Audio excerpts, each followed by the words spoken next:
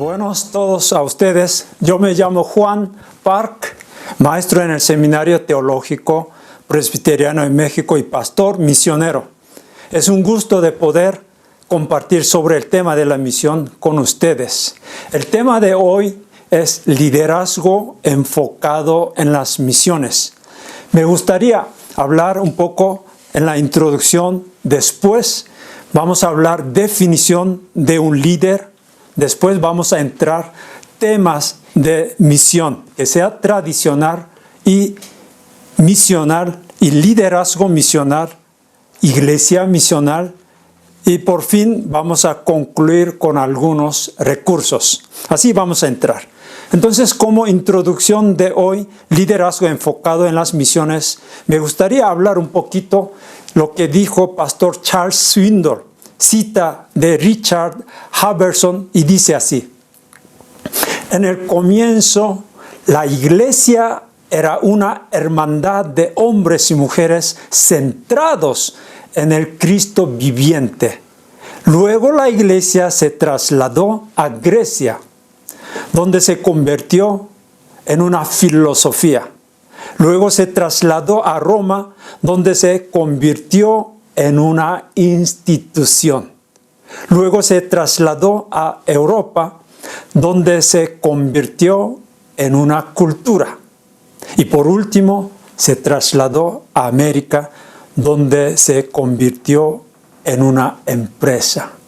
Y quizás nos llegó todos estos, o más que estos. Y quizás tenemos que entender en base de esto y reflexionarnos el liderazgo y la misión de la iglesia que tenemos hoy en día. Así que el tema que estoy hablando hoy con el tema de misiones, yo no voy a definir muchas cosas, pero sí que voy a definir misión y liderazgo. En la conferencia de misión del año 2020, 18 de agosto, son las definiciones de misión y evangelización. Ser misión y hacer misión. Y el motivo de la misión. Entonces, como yo he hecho esa conferencia en el año 2020, en el agosto, eso está grabado y está, yo creo que en la página de la asamblea. Así que no voy a repetir en algunas cosas.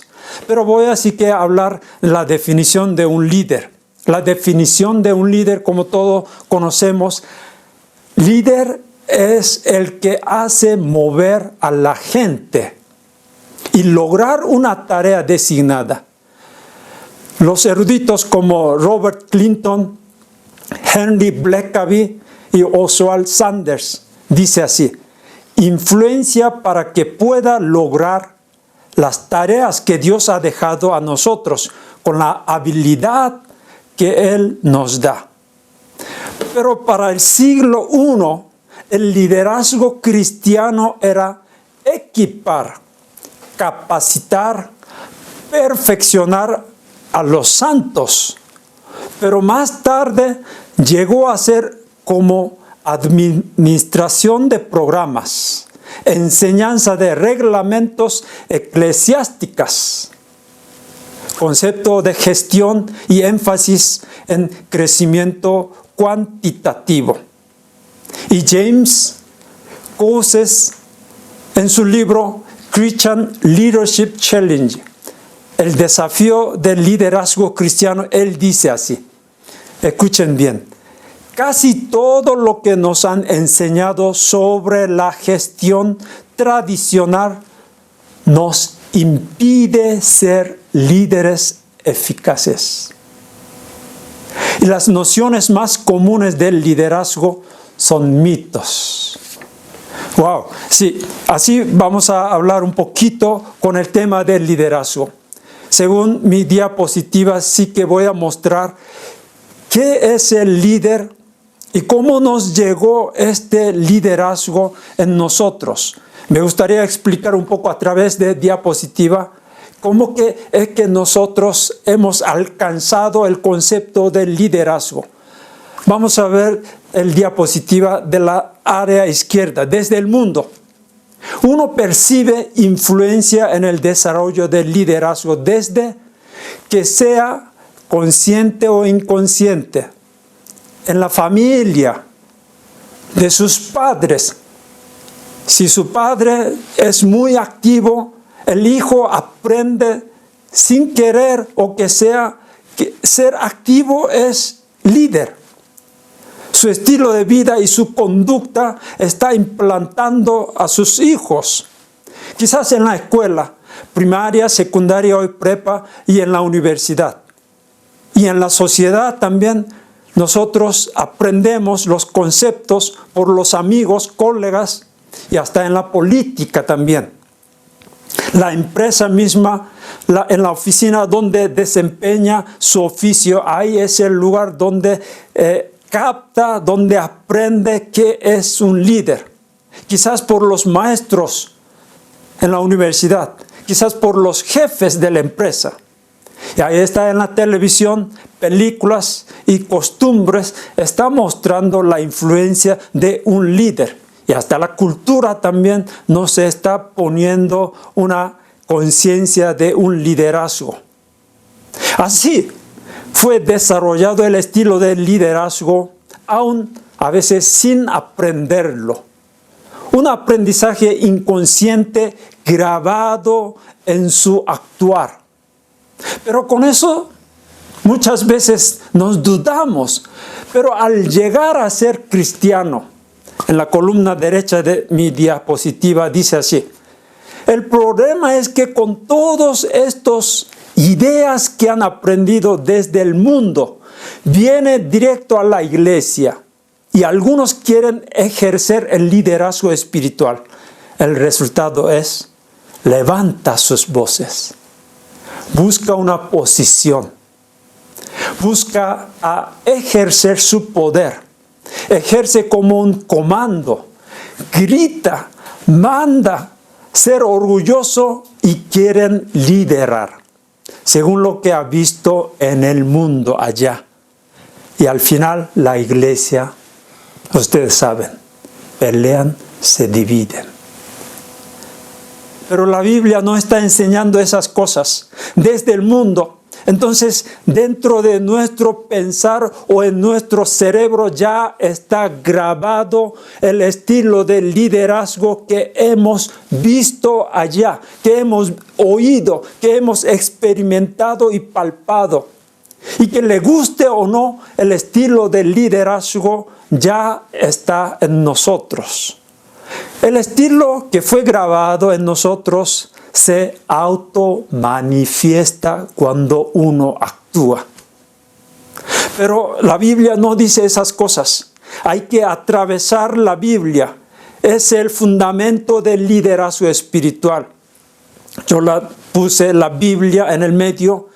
Aquí necesita un espacio intermedio antes de ejercer el liderazgo espiritual. 1. Necesita regeneración. Hay que nacer de nuevo.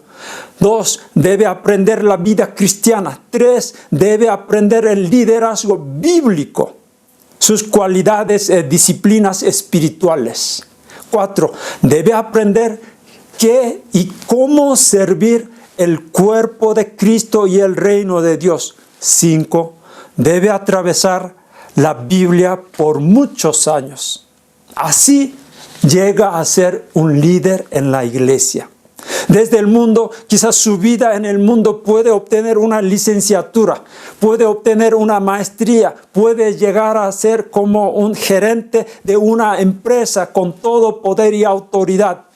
Pero cuando uno se convierte, normalmente uno quiere tener una posición de liderazgo y ejercerla en la iglesia. Pero la Biblia dice, no es así.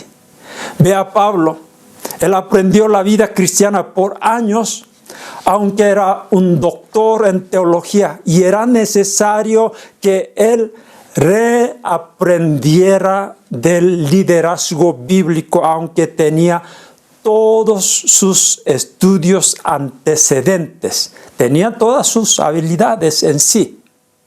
Filipenses capítulo 3, 8 dice, estimo todas las cosas como pérdidas. Voy a mencionar un poquito Marco capítulo 10, versículo 35 al 45.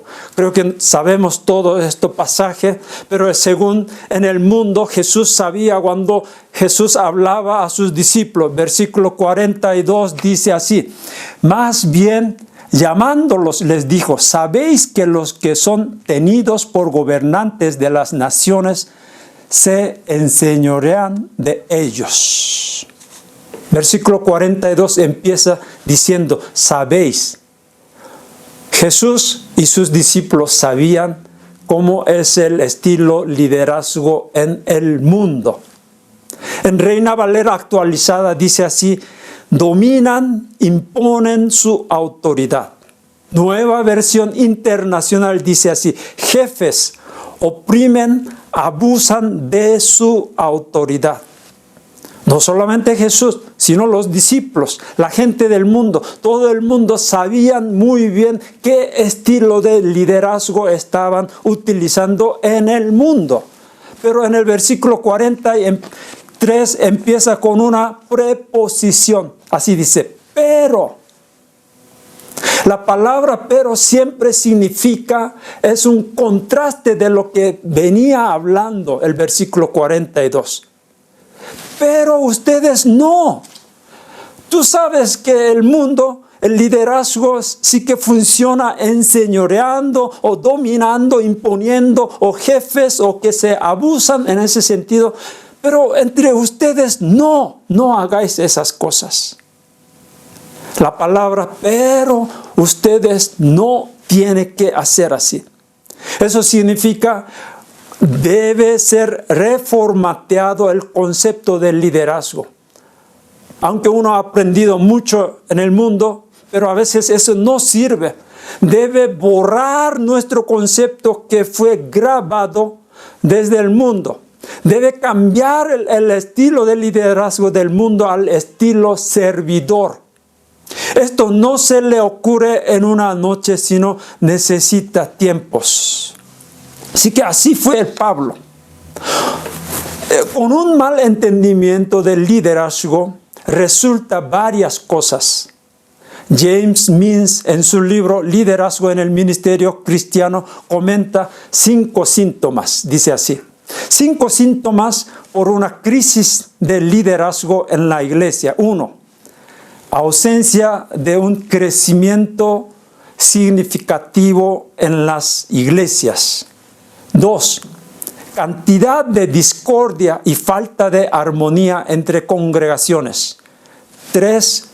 Número de pastorados breves y agotamiento ministerial. 4. Surgimiento de una religión espectadora que contribuye a la caída de las iglesias con problemas de liderazgo. 5. Alto porcentaje de iglesias que no ministran. Qué bueno es hablar del liderazgo pastoral a través de esta cumbre, pero voy a ir al punto B. Voy a utilizar un poquito la teoría de Everett Rogers. Es muy conocido en hoy día y él está hablando de difusiones de innovaciones. Ahí tiene una curva de adopción de la innovación, así de esta manera. En su primera pequeña parte, que es muy baja, son 2.5% son adaptadores tempranos o visionarios. Después de esa altura se va un poquito más arriba, que son 13.5% son adaptadores tempranos. O sea, la primera parte, 2.5% son innovadores y 13.5% son adaptadores tempranos visionarios. Y después se va más arriba. Son grupo mayoría temprana o pragmáticos. Y después viene otro 34%, mayoría son conservadores que no aceptan cosas de innovaciones. Y al final de todo se achican, son tradicionales, escépticos, que no quieren mover para nada. O sea, eso significa que no quieren cambio. O sea, yo estaré hablando al grupo de 2.5% o al grupo de 13.5% para que ellos puedan ser innovadores o revitalizadores o catalizadores, líderes misionales ante a la iglesia que está parado firmemente. Quizás ustedes de 2.5% puede ser una chispa que puede que las iglesias de hoy día se despierten. No estoy hablando de que tenemos que aceptar nueva doctrina, sino es un cambio de formas para tomar seriamente tema de misiones. Punto 3. Vamos a ir tema de misión. Tradicionalmente hemos hablado, la misión era ir más allá del océano. O sea, en el siglo XVI, cuando llegaron los conquistadores, siempre ellos tenían misiones. Conquistaban, colonizaban, controlaban, era misión. Era un envío fuera de su continente. Enviar a alguien a otra cultura o idioma a ejercer algunas actividades o tareas comisionadas más allá del océano. Eso es lo que pensaba tradicionalmente misión de la iglesia. Pero no voy a enfatizar mucho esto, sino que voy al punto B, misional. ¿Qué significa esto, misional? La palabra misional hoy día surge en las iglesias misionales, aunque es importante ir más allá, pero eso no es todo. No es necesario de ir más allá para ellos. Para entender ser misional, tiene que entender ontológicamente la esencia de la iglesia. Su origen, su nacimiento, su deber es para llevar el Evangelio de Dios. O sea, cuando uno entiende la esencia ontológica de la iglesia, seguro sí va a entender y va a captar qué significa una iglesia misionera o iglesia misional. En esa razón, la iglesia mismo debe ser misional. En otras palabras, toda la congregación tiene que involucrar activamente en la misión de Dios. Por eso, no es un programa de misiones. Más que eso, es un ser misional. Cuando decimos programa, es que a menudo hacemos programas y actividades, pero en su ser misional es otra cosa. La esencia en sí es misional. El líder misional es el que inspira, capacita la congregación y lidera con el propósito misional. Todo el ser de la iglesia está involucrado en la misión, que sea activa o que sea pasiva. No es necesario enviar a otra cultura, sino los miembros han sido enviados al lugar de su vivencia. En una palabra en alemán, Sitzenleben. Es un lugar de su vivencia. Vamos a tocar un poquito el liderazgo misional. Punto C. El liderazgo misional no se trata de lograr la eficiencia, la autorrealización, la autodiferenciación y la satisfacción de las necesidades internas y espirituales de un individuo o lograr un crecimiento numérico. El liderazgo misional también es diferente de crear relaciones saludables y libres de preocupaciones entre los miembros para hacer que los miembros de la iglesia parezcan atractivos para las personas fuera de la iglesia. El liderazgo misional consiste en construir un entorno en el que se puede ejercitar la imaginación misionera del pueblo de Dios. Alan Roxburgh comentó así. Entonces el líder misional tiene que entender primeramente la historia redentora de Dios. 2, tiene que conocer el Evangelio de Dios, el Evangelio de Cristo. 3, tiene que comprender con precisión el propósito de la existencia de la iglesia, es decir, el agente del reino de Dios. ¿Por qué existe la iglesia? 4, conocer a los miembros de la iglesia, que sea su situación, madurez, actitud de fe, y comprenderlos como una comunidad que cumple el plan eterno de redención de Dios, capacitándolos para ese propósito. Entonces, cuando el Evangelio ha sembrado y creído por un líder misional, entonces empieza a vivir de la manera que el Evangelio impulsa, lidera o motiva. Si no es así, hay que dudar si uno ha recibido el Evangelio o no. El líder entiende cómo vivir bajo el poder del Evangelio y realmente vive en el Evangelio. El Evangelio como un poder que mueve su vida. En ese sentido, nos interesa ver a los líderes actuando como catalizadores para movilizar al pueblo de Dios en su misión hacia el mundo.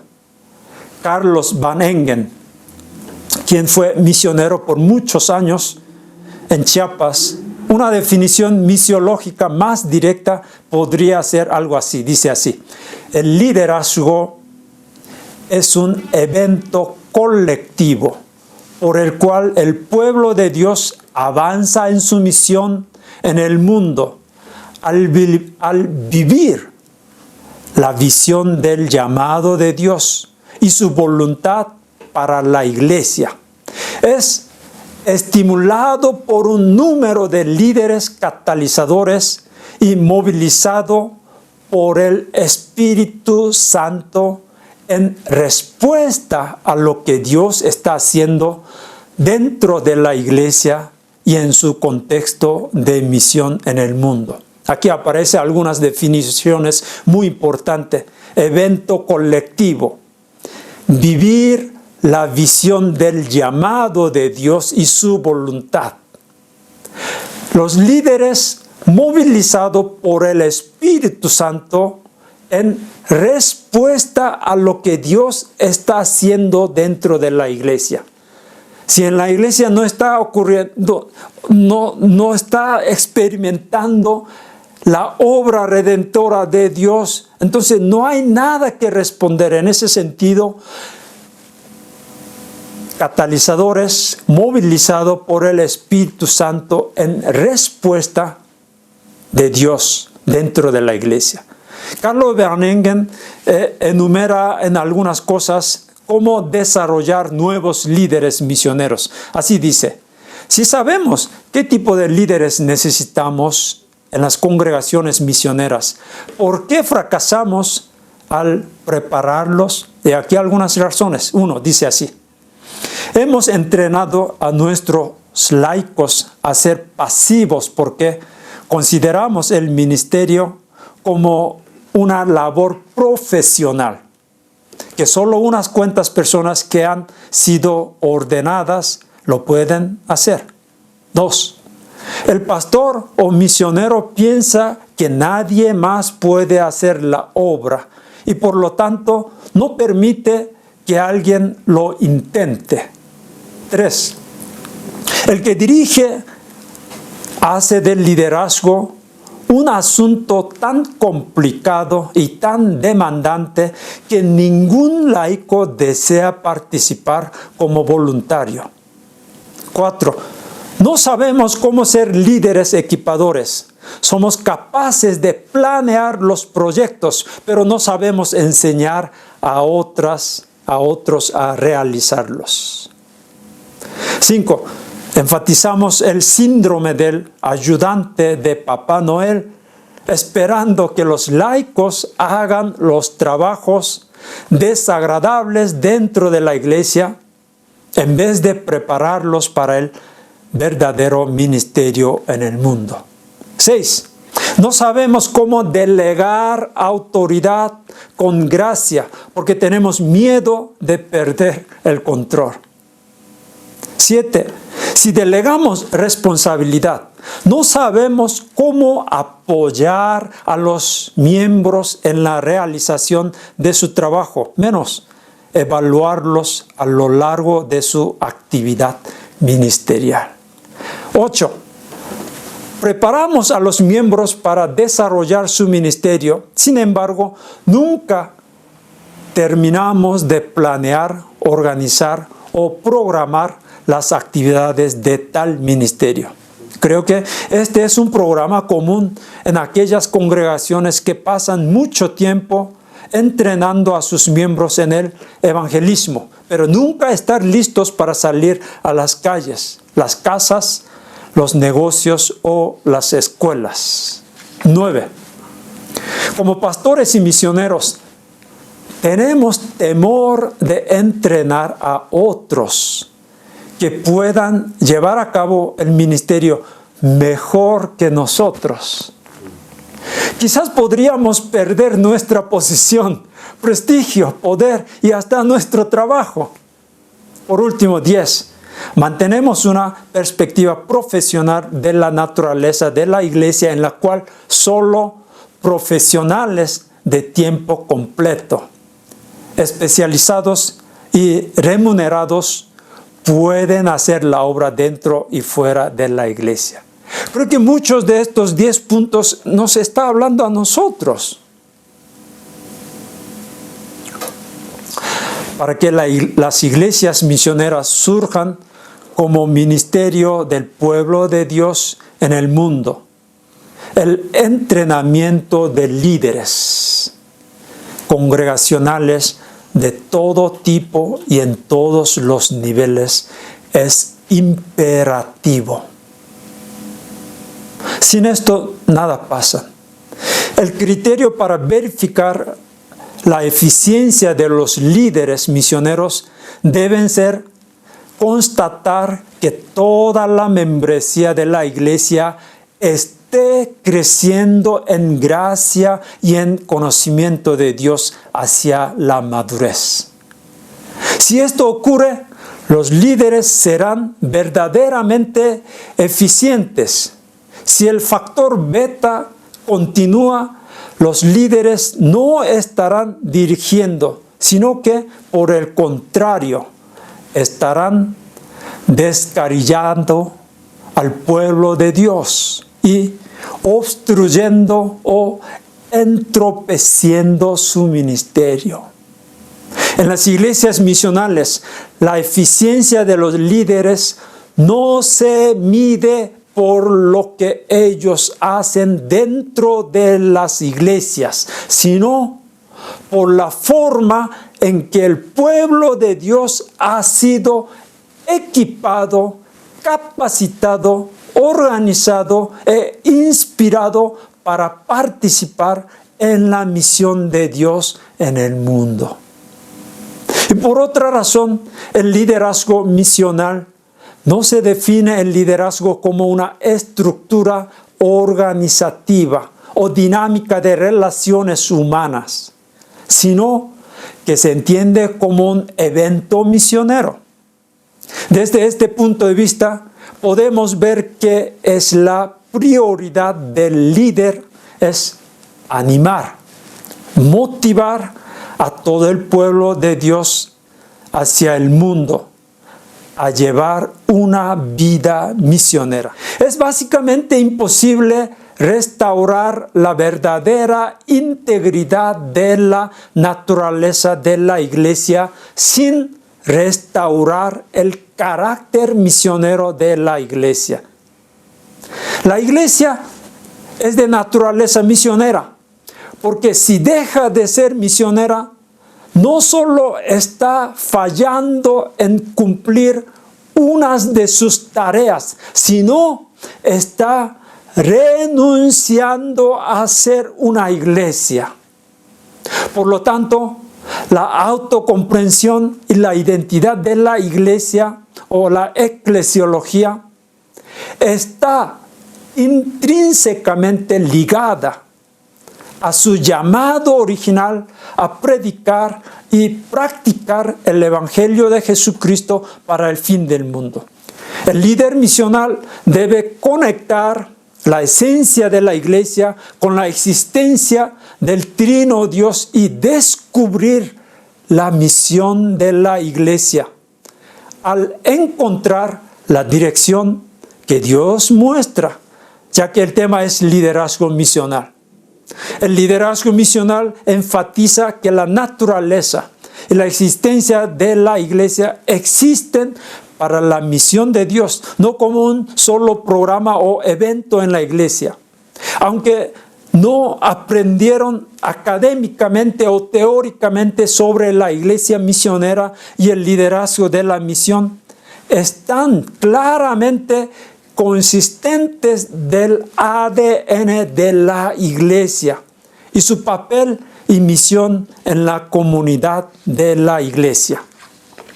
Otra vez, Darrell Gooder dice, como dice la Biblia, debido a que el cambio fundamental en la organización de cualquier persona requiere que los líderes tengan la capacidad de cambiar la vida de esa organización.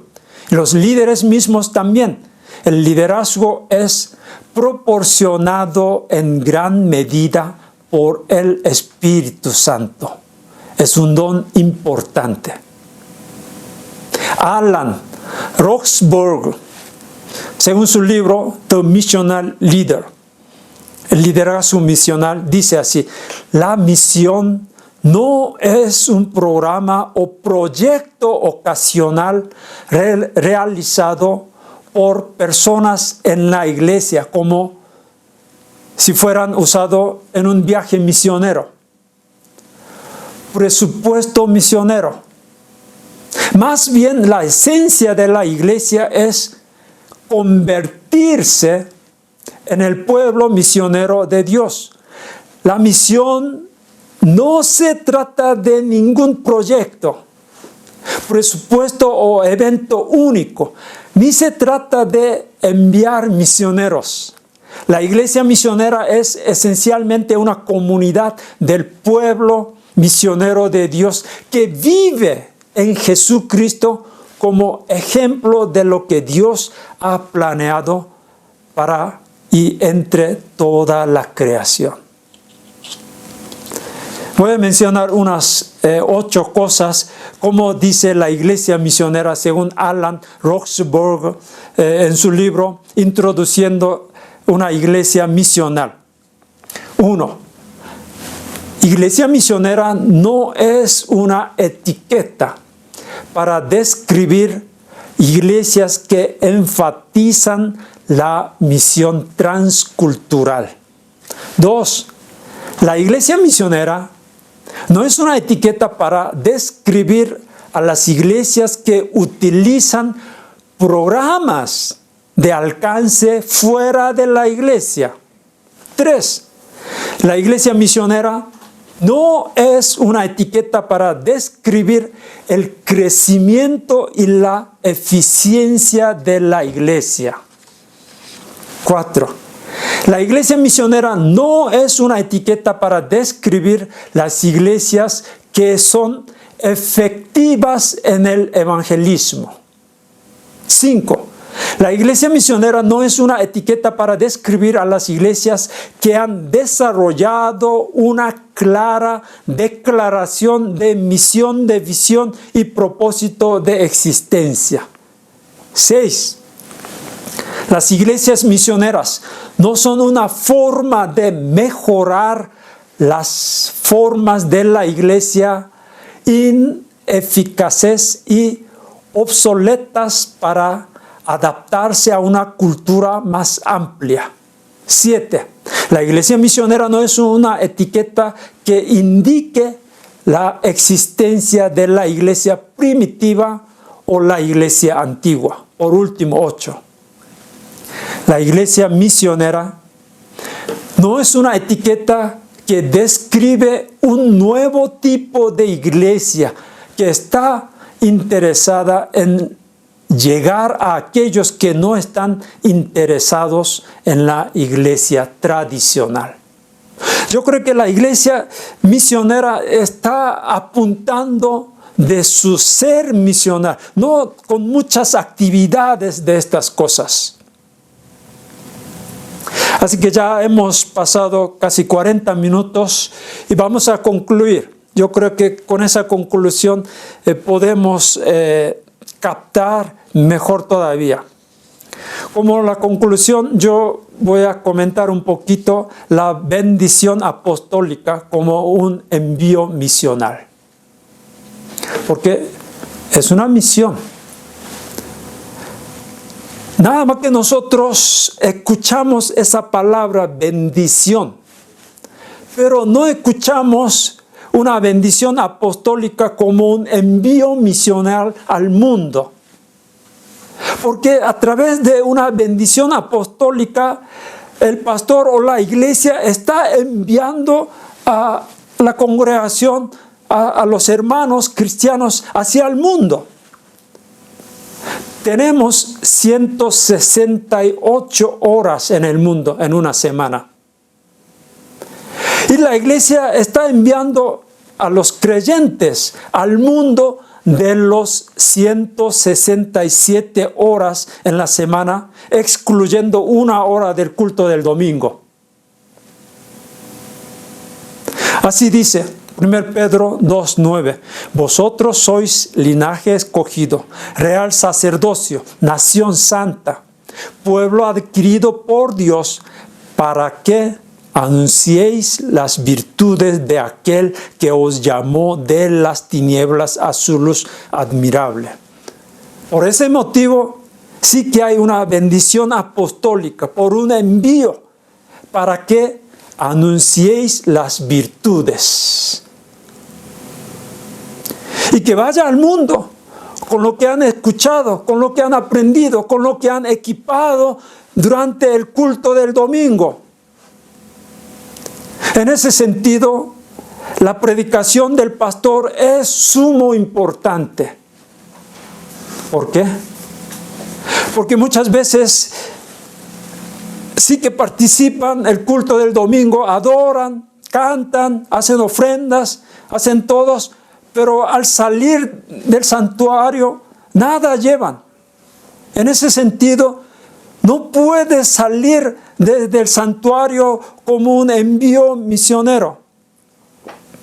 Nosotros decimos a través de la bendición apostólica, la gracia del Señor Jesucristo, el amor del Padre Dios, la inspiración, compañía, consuelo del Espíritu Santo sea para siempre con vosotros. Sea para siempre con vosotros. O sea, es ir con el Evangelio, de lo que fue entendido, escuchado de la predicación del culto del domingo. Y el Espíritu Santo está enviando y dice, sea para siempre con vosotros. En cada rincón donde uno camina, en cada oficina, donde uno vaya, que sea tianguis o que sea donde uno camina, ahí es el lugar. Dios está enviando a través de la bendición apostólica. Es ir con el Evangelio, pero el problema es que no tenemos nada que llevar al mundo porque no escucharon sermón centrado en el Evangelio desde el culto. Nada más que a veces llevan chistes, a veces llevan algunas anécdotas, a veces llevan algunas cuestiones políticas. Pero en ese sentido, la predicación cristocéntrica, un sermón centrado en el Evangelio, es sumo importante. Como hemos repetido, llevar como una respuesta de que Dios está trabajando dentro de la iglesia. El andar cristiano.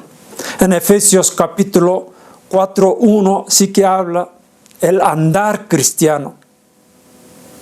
En griego se dice perispateo. Un cristiano en la vida cotidiana con el propósito de anunciar, de llevar, para anunciar las virtudes. Y en Éxodo capítulo 19, verso 6 dice, ser un reino sacerdotal y gente santa. Esa palabra perispateo, el andar, para el siglo I, un cristiano, como que hoy día sí tenemos carros, coches, aviones, trenes, muchos otros medios para ir a otros lugares, pero un cristiano en el siglo I, donde él andaba, donde él caminaba, era lugar, era un rincón donde él puede anunciar el Evangelio, vivir una vida misional. En ese sentido, la iglesia tiene que estar más énfasis de predicar el Evangelio en su culto. Voy a mencionar 3 recursos de ayuda. 1, la Biblia. 2, la oración. 3, Espíritu Santo.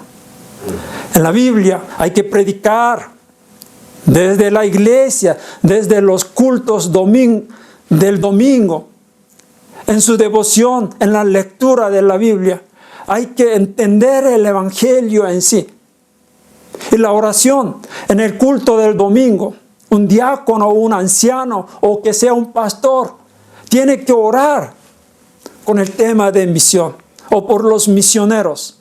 En cada reunión o reuniones de oración caseras también tiene que orar. El punto 3, el Espíritu Santo. Estos 3 recursos han sido como la motriz que daba la fuerza a llevar el Evangelio a cada rincón del mundo. Así nos llegó el Evangelio a nosotros. Nunca han cesado, aun en medio de guerras, pandemias, sequías, a cumplir la misión de Dios.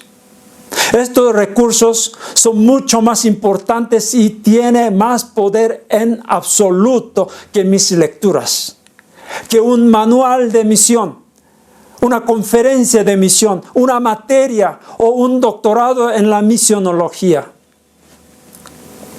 La Biblia siempre ha purificado, afinado, cuidado y reprendido a la iglesia de Dios y a sus obreros en momentos de oscuridad espiritual a despertar a través de la lectura y predicación fiel en él.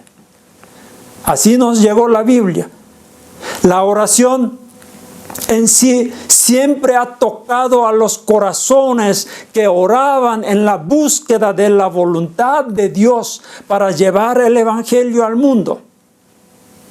Hermanos, no menosprecéis esta oración.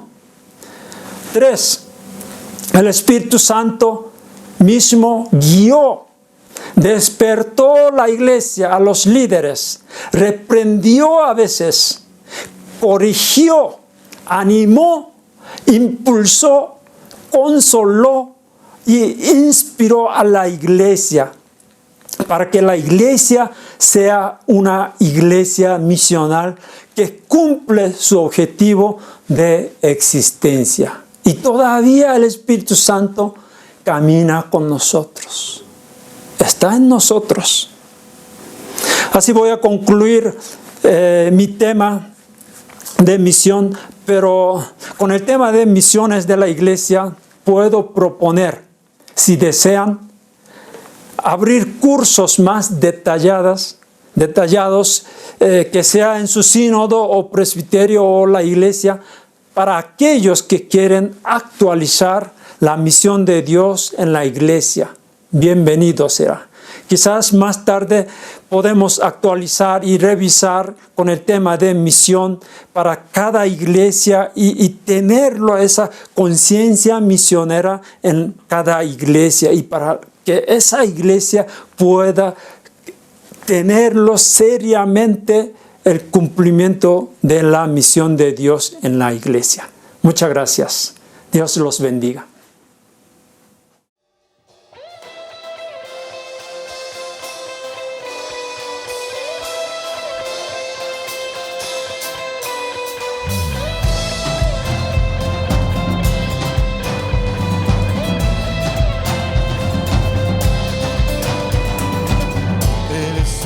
Infinito en poder, eres mi Dios sin igual,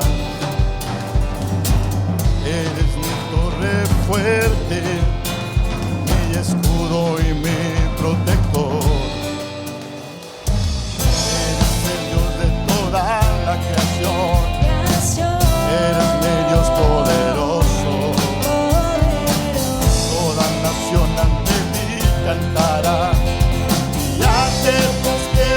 Se rendirá, porque tuya es la gloria, tuyo el honor, tuya es por siempre la adoración, tuya es la honra, tuyo el poder, la majestad y la autoridad.